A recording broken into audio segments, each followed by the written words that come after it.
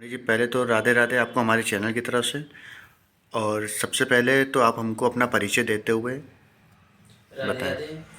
कृष्णाय वासुदेवाय हरे परमात्मने प्रणतक्लेशनाशाय गोविंदाय नमो नमः।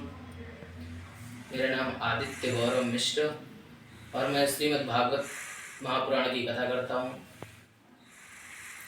अब आपसे एक सवाल ये जानना चाह रहे थे कि आगामी जो आप कथा का स्वरूप करते हैं, ज्ञान सागर करते हैं, इसका मेन उद्देश्य क्या रहता है?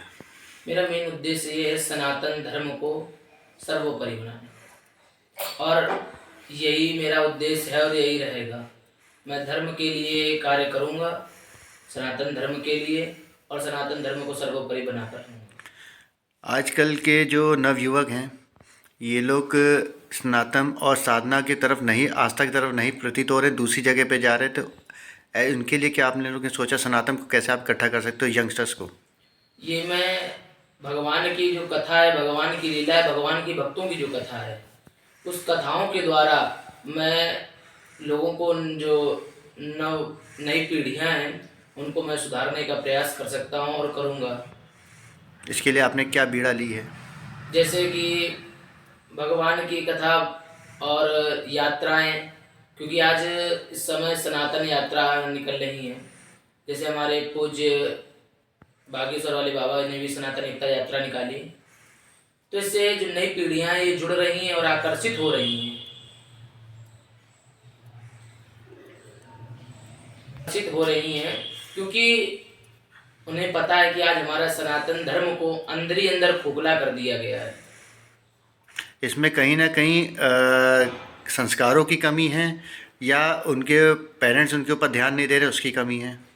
क्योंकि आजकल जो शुरू में पहले क्या होता था, घर में भगवान, फ़ोन में टीवी में भगवान की कथाएं चलती थी, लेकिन आजकल फ़ोन पकड़ा दिया जाता है खेलने के लिए, तो उससे भगवान की कथा चलती नहीं और उससे वही प्रभाव आज नहीं आगे चलकर पता चलता है। और वैसे हम कहीं कहीं देखा होगा वृद्धाश्रम खुले हैं, तो वृद्धाश्रम क्यों खुले हैं? क्योंकि उनको अपने माता पिता से लगाव नहीं हो पाया बचपन में, तो बड़े में भी उन्होंने अपने घर से माँ बाप को निकाल दिया।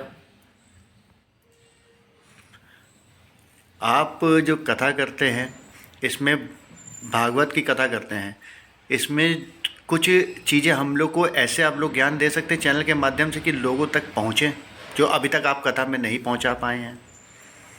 मैं तो केवल यही कहना चाहता हूँ कि केवल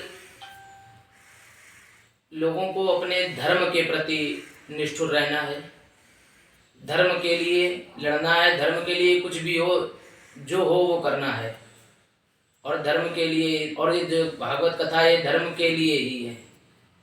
और जैसे जब भगवान भी जब परम धाम गमन के बाद भगवान जब परम धाम चले गए, तो धर्म भी भगवान किसकी शरण में गया? तो बताया गया भागवत की शरण में धर्म गया है। तो ये भागवत जो है सभी ग्रंथों का सार है।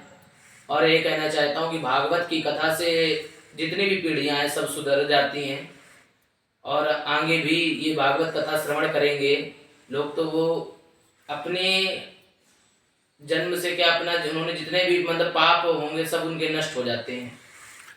आजकल के जो जीवन है और श्री कृष्ण के जीवन में क्या डिफरेंस आपको लगता है कि कैसे होना चाहिए और क्या नहीं हो पा रहा है? तो ये तो बताया गया है कि भगवान के जो जीवन है, भगवान के जीवन में भगवान ने तो बहुत कुछ किया। भगवान के 16,108 विवाह भी हुए, तो लोग कई प्रश्न उठाते हैं। तो कहा गया जो श्री कृष्ण ने कहा है उसे करें। और भगवान ने, श्री कृष्ण ने अर्जुन को गीता का भी ज्ञान दिया। और आज की पीढ़ी में तो किसी को मतलब रामचरितमानस की तो चौपाई तो मतलब हर घर में होती है, वो भी आजकल के जो नई पीढ़ी के लोग हैं वो नहीं पढ़ना चाहते हैं। तो मेरा उनसे ये उद्देश्य है कि 24 घंटे में यदि आप 24 मिनट भी भगवान के भजन में देते हैं तो आपका उद्धार पक्का है। आगामी आपकी जो कथा होने जा रही है, इसके बारे में संक्षेप में आप हमारे व्यूवर्स को क्या बताना चाहेंगे? ये हमारी जो कथा है 17 दिसंबर से 23 दिसंबर तक है। 24 दिसंबर को यज्ञ हवन होगा, द्विवेदी पाटिलौन स्थान है। और इसमें क्या क्या कलश यात्रा वगैरह क्या कर रहे हैं आप? 17 तारीख को कलश यात्रा है। समय उसका 12 बजे से रहेगा। समापन का क्या रहेगा अपना? कथा प्रारंभ होगी 3 बजे से शाम के 7 बजे तक। हमारे चैनल के माध्यम से कुछ क्या आप व्यूवर्स को कहना चाहेंगे, भक्तों को कुछ कहना चाहेंगे? मैं इतना ही कहना चाहता हूँ कि सभी लोग भगवान से, भगवान की कथा से जुड़े, और आप लोग जहाँ तक ये क्लिप पहुँच रही हो, जो जो लोग देखें वो हमारी कथा ऑनलाइन लाइव, और यदि जो आ सकते हैं पास में वे द्विवेदी पाटिल स्थान है, वहाँ पर कथा चलेगी, वहाँ पर कथा आकर श्रवण करें।